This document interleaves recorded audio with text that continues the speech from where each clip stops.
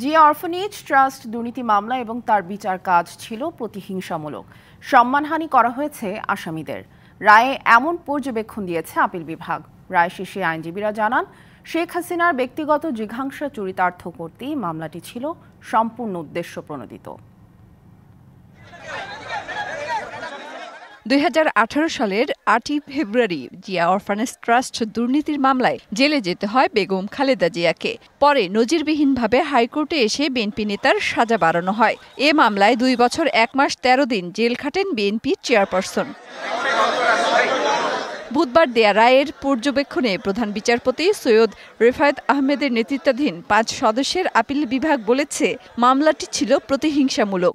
Shea butter ও vitamin E সমৃদ্ধ lily glam beauty soap. Lily, always beautiful. আদালত তার পর্যবেক্ষণে বলেছেন, এই মামলা এত বেশি বিদ্বেষপূর্ণ যে সে কারণে শুধুমাত্র আপিলকারী ব্যক্তিরাই নয়, সুতরাং যারা আপিল করেননি তাদের ক্ষেত্রেও সমানভাবে প্রযোজ্য হবে। শেখ হাসিনার ব্যক্তিগত জিঘাংসাই চরিতার্থ করতে এ মামলা করা হয়েছিল বলে দাবি খালেদা জিয়ার আইনজীবীর।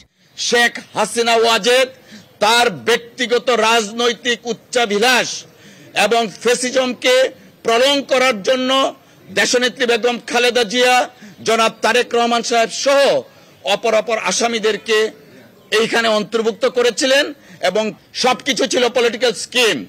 জিয়া অরফানেজ ট্রাস্ট দুর্নীতি মামলা ছিল জিয়া পরিবারকে হেনস্থা করতেই বিচারের নামে প্রহসন, এমনটাই জানান আইনজীবীরা।